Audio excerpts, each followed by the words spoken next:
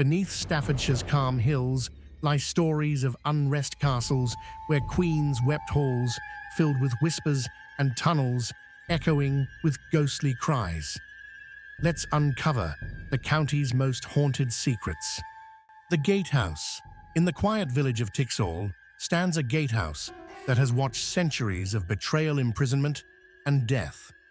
Built in the 16th century by Sir Walter Aston, this grand sandstone structure was once part of Tixall Hall, a residence so steeped in history that even the stones seem to whisper. They say a bell tolls here on still nights, echoing through the air like a warning. Yet no such bell exists. It rings from nowhere, as if marking some terrible memory the building refuses to forget. Some believe it tolls for Lord Stafford, who was arrested here in 1678, accused of plotting to assassinate King Charles II.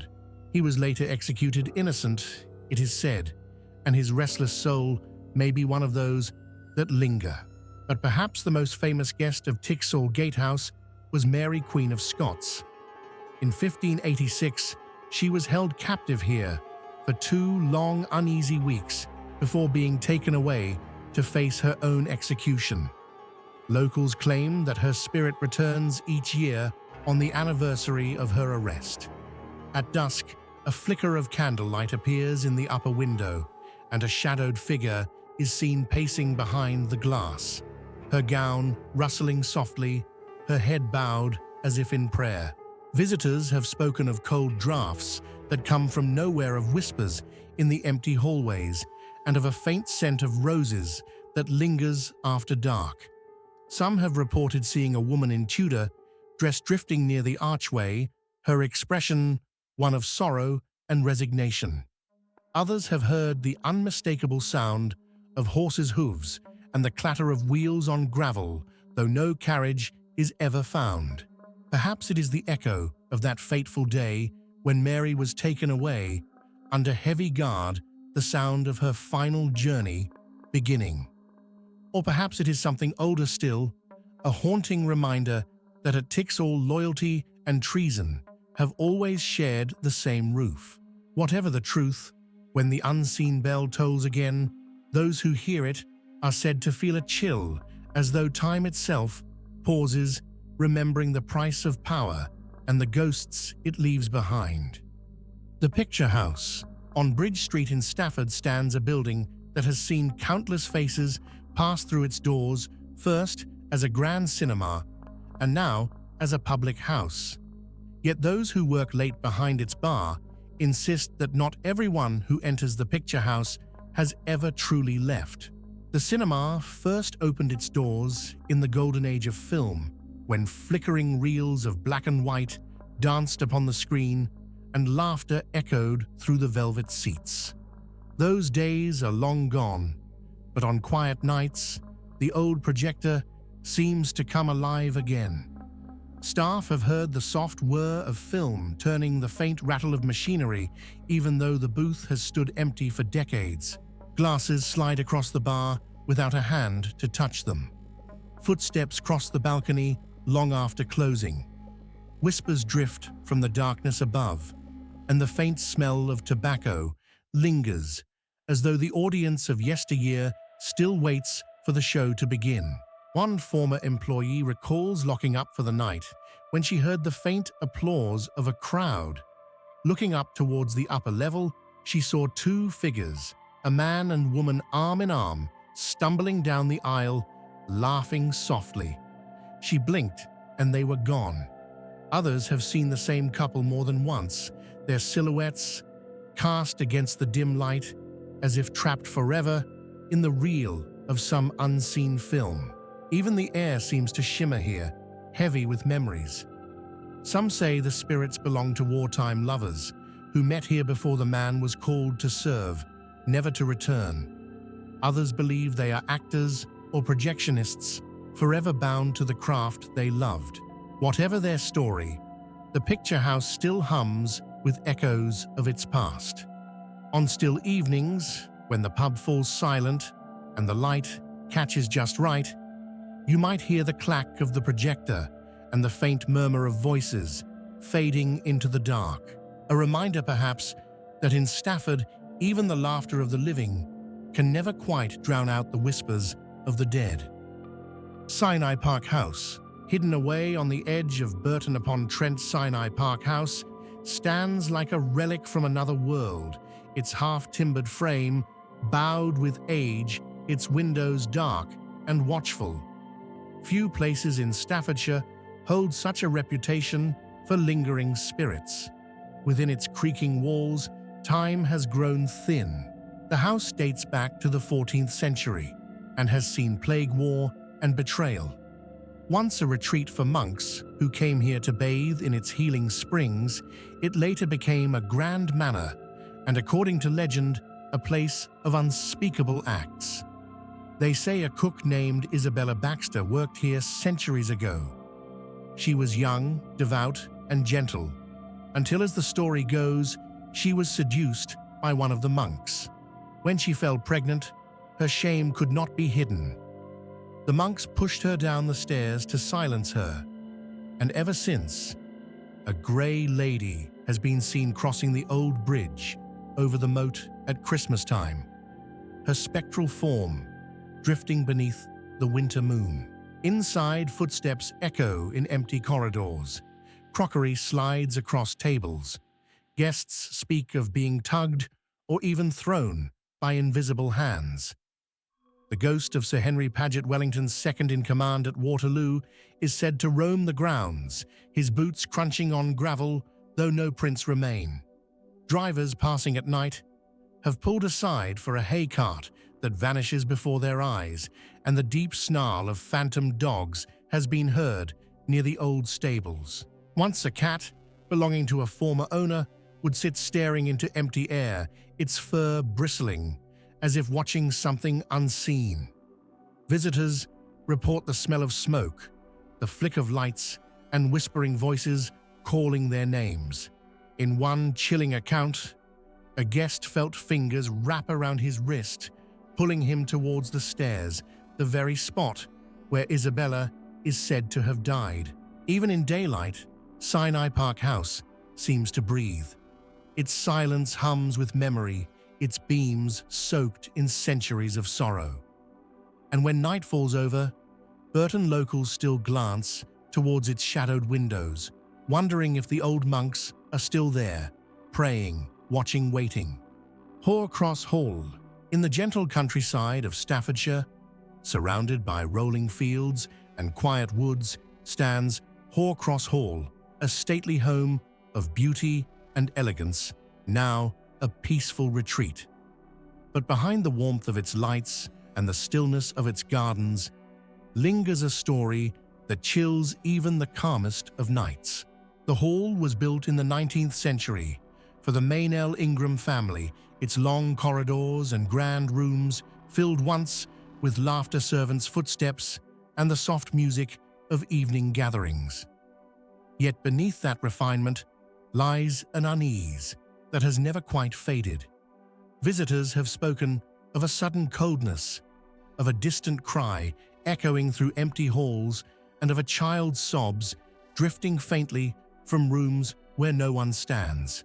They say the spirit belongs to a little girl who once lived or perhaps served within the house.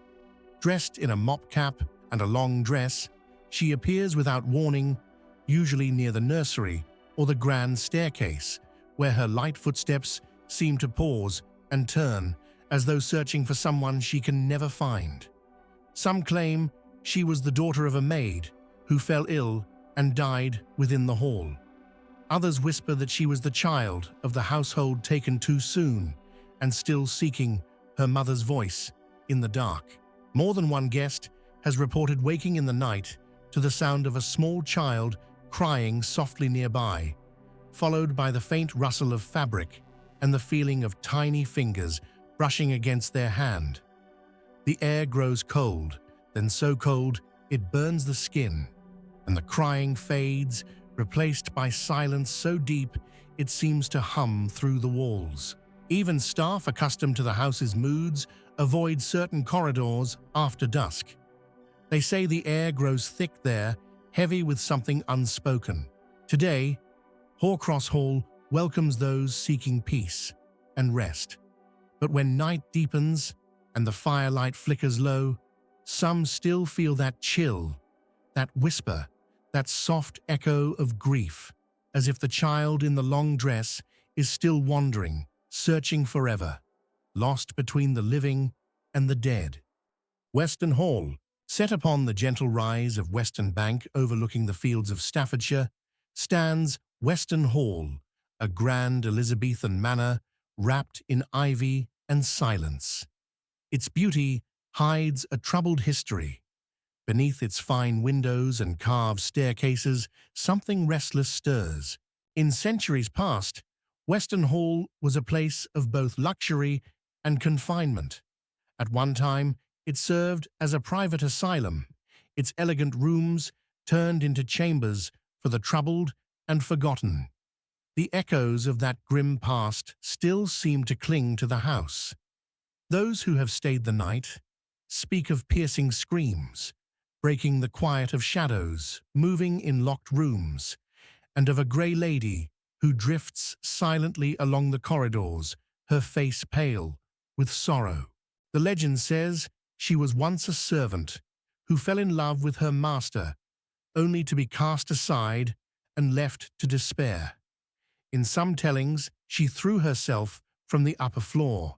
In others, she simply faded away, and now her ghost walks the lanes outside the hall, her pale form glimpsed by travellers before vanishing into the mist.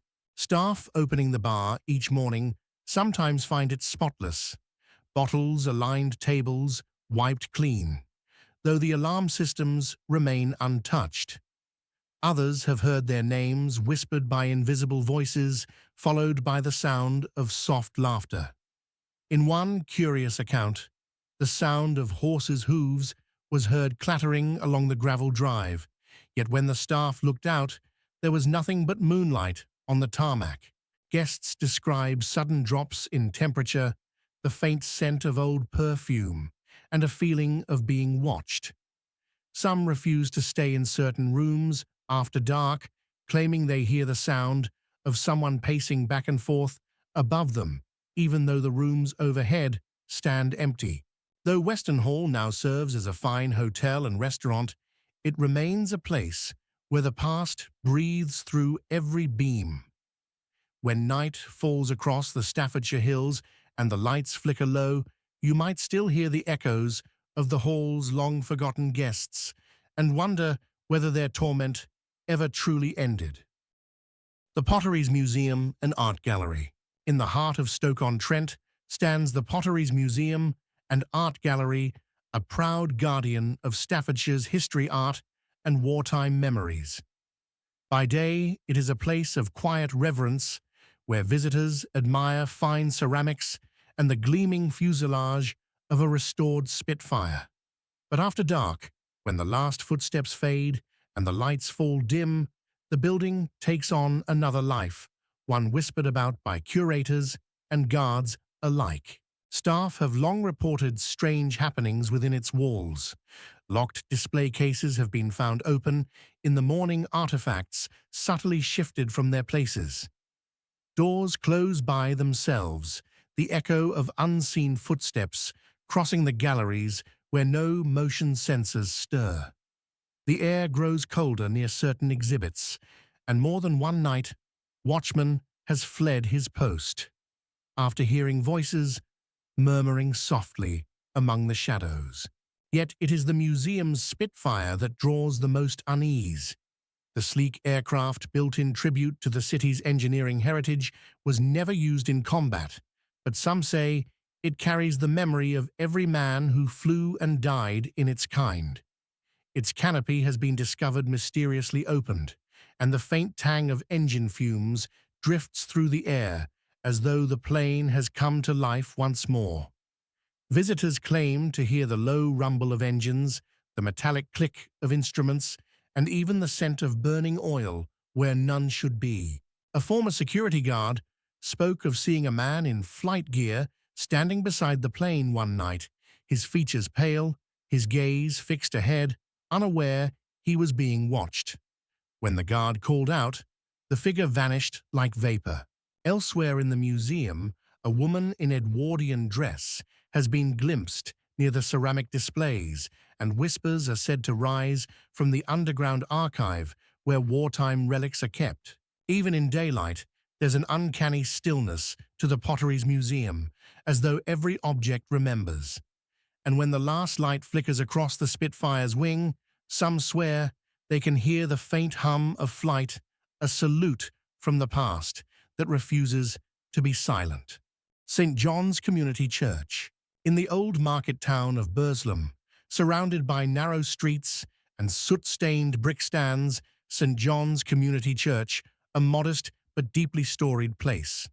Its spire rises quietly above the rooftops, yet beneath that calm exterior lingers a tale as unsettling as any in Staffordshire.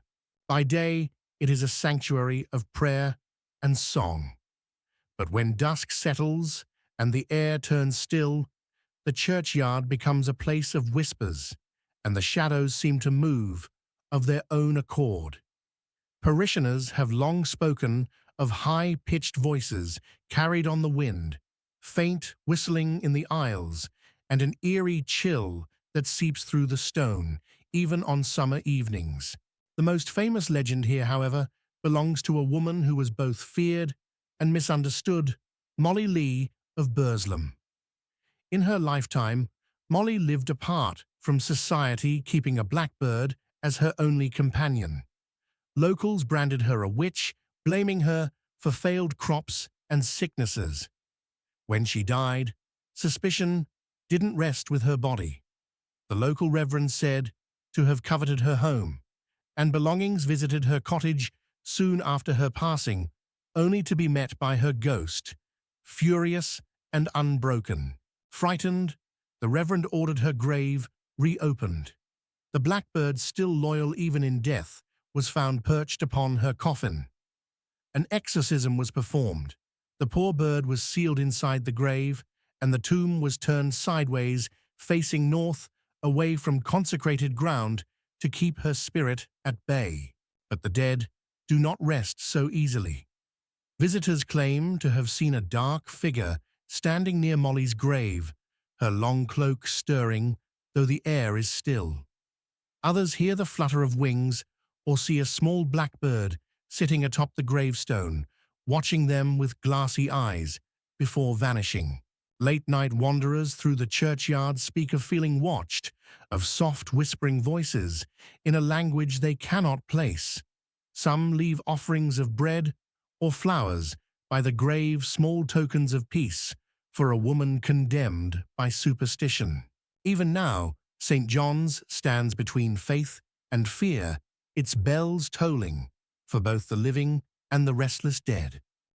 St. Leonard's Churchyard, high above the moors of North Staffordshire, where the wind hums through dry grass and the mist creeps low across the stones, lies the quiet village of Ipstones. At its edge stands St. Leonard's Church, a building as old as the hills around it, and its churchyard, shaded by yews and weather-beaten crosses, is said to be one of the eeriest corners of the county. By day, the church looks almost idyllic. Children pass on their way to school, and the sheep graze along the lane. But as dusk draws in, an uneasy stillness settles over the graves. Those who have dared to linger after sunset tell of whispers in an unknown tongue, soft, urgent, and impossibly close, though no one can ever find the source. Some say it is the voice of an old foreign traveller who died here centuries ago. Others believe it to be the restless muttering of souls who never found their way home. Close to the edge of the churchyard stands Horsley's Stone, a moss-covered relic whose origin no one quite recalls. According to legend, it marks the spot where a weary pilgrim once collapsed and died. Since that night, the spirit of a tiny bird has been said to appear upon the stone.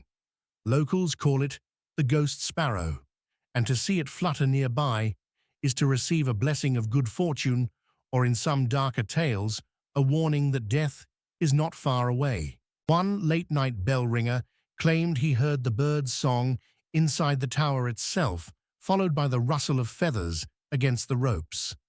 When he looked up, the room was empty, save for a single white feather drifting slowly to the floor. Even now, villagers pause when they hear birdsong at midnight, crossing themselves out of habit. St. Leonard's is still used for services, but those who clean the pews or tend the graves swear the church is never truly empty. There is always a sense of breath on the air, a whisper beneath the hymns, and sometimes, if the night is cold enough, the faint flutter of unseen wings passing between the stones. The Regent Theatre. In the bustling heart of Hanley, amid shops, cafes, and the glow of neon lights, stands the Grand Regent Theatre, a proud survivor from the golden age of cinema. Its Art Deco facade and velvet-lined interior speak of glamour and applause, but long after the last curtain call, something else seems to linger among its aisles. Staff and performers alike whisper that the Regent never truly sleeps. When the audience departs and the house lights fade, footsteps echo on the balconies, doors creak open without cause, and the scent of old perfume drifts through the stalls. Technicians speak of hearing applause from an empty auditorium or seeing movement behind the curtain long after the stage has gone dark. Two elderly women, dressed in 1950s coats and hats, are said to appear outside the theatre on quiet nights. They walk towards the entrance, chatting softly as if on their way to an evening performance. But before they reach the doors, they vanish into thin air. Inside, ushers tell of a lonely man who gazes down from the upper circle, his face pale beneath the light, only to dissolve like smoke when approached. Actors rehearsing under the ghost light have reported a chill sweeping across the stage, followed by the faint sound of laughter from the boxes. One singer felt a hand brush her shoulder mid-performance, only to find no one there. And deep beneath the stage, where old props and scenery are stored, workers claim to hear humming and the rustle of skirts, as if some forgotten chorus line still waits to perform. Perhaps the most unsettling presence is the lady in grey, seen sitting quietly in the stalls during evening rehearsals. She watches silently, half in shadow, before fading away when the lights are raised. Many who work at the Regent say the ghosts are harmless, the lingering spirits of those who loved the theatre too much to leave. Yet even today, few enjoy locking up alone. When the last lamp flickers out and the silence of the auditorium deepens, the Regent feels alive again, waiting for its eternal audience to return. Moira Furnace and Woodland. Tucked away on the Staffordshire-Leicestershire border stands the sombre ruin of Moira Furnace, a relic of Britain's industrial age. Its soot-blackened brick arches rise above the calm waters of the Ashby Canal, a quiet scene by day, yet one that grows heavy and oppressive when night descends. Few places in the Midlands feel so steeped in the echoes of toil, misery, and ghostly unrest. The furnace was built in the early 19th century, a time when the air here was thick with smoke, and the cries of labourers echoed across the valley. Men and children alike worked amid blistering heat and molten iron, and the canal beside the site became both lifeline and grave. Many lives were claimed by accidents, disease, and despair, and locals say their spirits never truly left the water's edge. Visitors walking along the towpath after dusk have reported a strange mist rising from the canal, forming vague human shapes that drift silently between the arches before dissolving into the darkness. One recurring story tells of a drunken labourer who stumbled into the canal one cold night and drowned. His ghost now glides along the water, pale and bloated, his eyes open and unblinking. Boaters claim to see him just below the surface, watching as they pass before fading away with a ripple. Inside the furnace itself, the atmosphere feels unnaturally cold.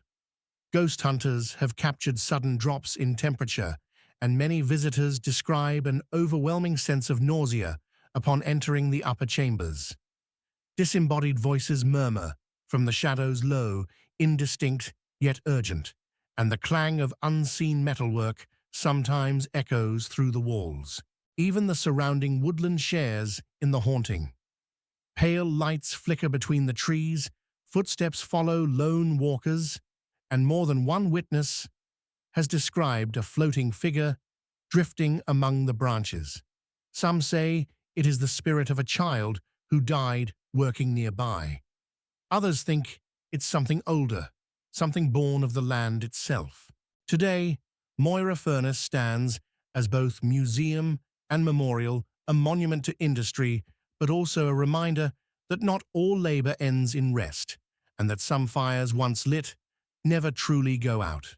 If these haunted tales sent a chill down your spine, there are many more waiting in the shadows.